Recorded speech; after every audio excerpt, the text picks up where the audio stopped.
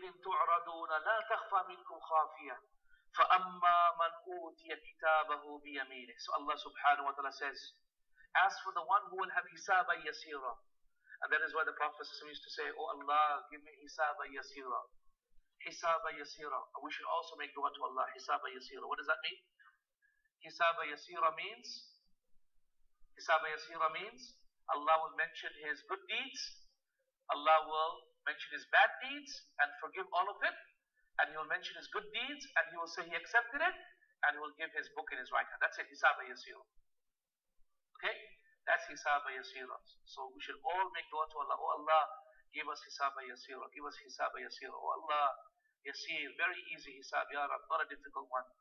Because a difficult one will destroy us. Ya ikhwati, who are the people who will have a difficult hisab? Anyone who dies rich will have a difficult hisab. Because they will not be able to enter for 500 years. Who will have a difficult hisab? Anyone who has harmed a lot of people in this dunya will have a difficult hisab. Anyone who has left this dunya without fulfilling his obligations that are due upon him. Anyone who lives this dunya in this manner will have a difficult hisab. Ya ikhwati, it is reported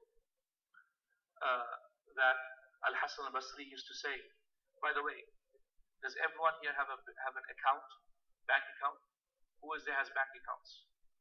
How many people have bank accounts? I'm sure you're all putting up your hands. People on the TV can't see, but I'm sure everyone on this call, I'm sure you're all putting up your hands because you can afford a laptop or a computer to be able to see this broadcast. So I would imagine you have a bank account. So guess what, ikhwati, you're already from the rich, because only 7% of the people of this world have bank accounts. Only 7% of 7 billion people have bank accounts. That's it.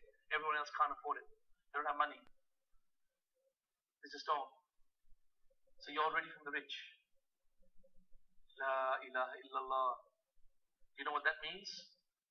Do not die. Do not leave your charity for your children on that day, just to give to your children. Give your charity away before you die.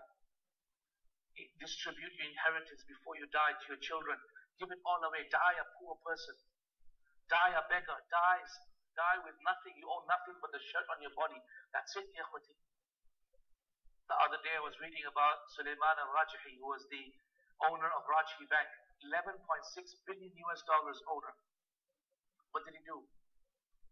He said he distributed his wealth to his children, gave other wealth away to charity. That's it. I'm a poor man. Yes, Allah. Yes, Allah. That's exactly right. He is the wise man. Do you know what happens when you leave your inheritance later until you're about to die? Is that your children fight over your wealth and they can never ever agree who will take what. Until how many of you know that until now in your own families they haven't divided up the wealth of your grandparents? Is that true? Because they can't agree. Because people are so greedy. And that's the mushkila. Don't die like that. Don't leave your charity till you're about to die. Divide it up before then. Die as a beggar. And that is why Al-Hasan al-Basri rahimahullah used to say. But they used to say, Al-Hasan, why is it that you hate earning money? So he used to say, if it is haram, meaning if the money that I earn is haram, then fear Jahannam. And if it is halal, then fear the questioning. Fear the questioning, because Allah will question us about every single penny and dime. ثُمَّ لَتُسْأَلُنَّ عَنِ النَّعِيمِ. Then you'll be asked about every blessings of Allah subhanahu wa ta'ala.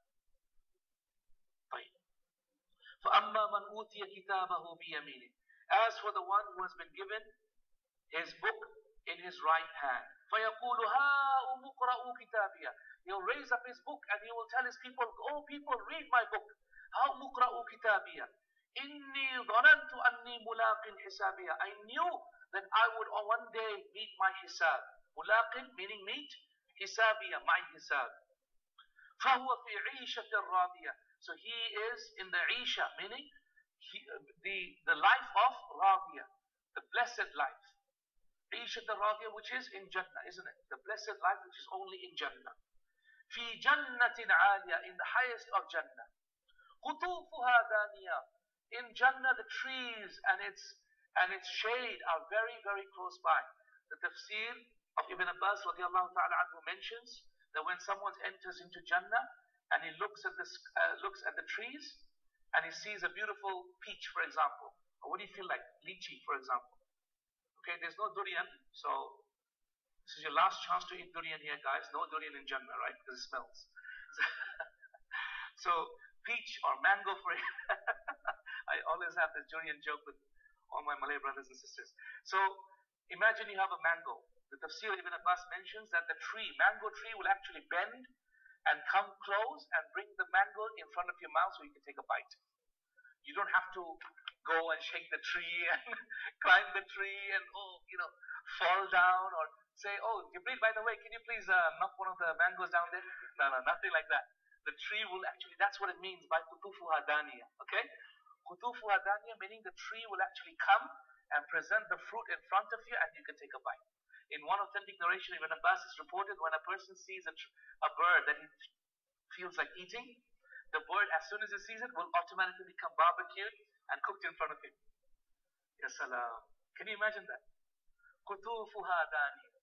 Okay? If you feel like, what do you feel like? Wine? You don't have to go to the river of wine which is there. No, suddenly as soon as you feel like wine, straight away a spring will sprout out and wine will come and you can pour it into your cup and drink. MashaAllah, tabarakallah. Amazing, isn't it? Kutufuha daniya. So the trees of Jannah are daniya, are close by. And Allah will say, and angels will say, Kulu washrabu hani'a. Eat and drink and be merry.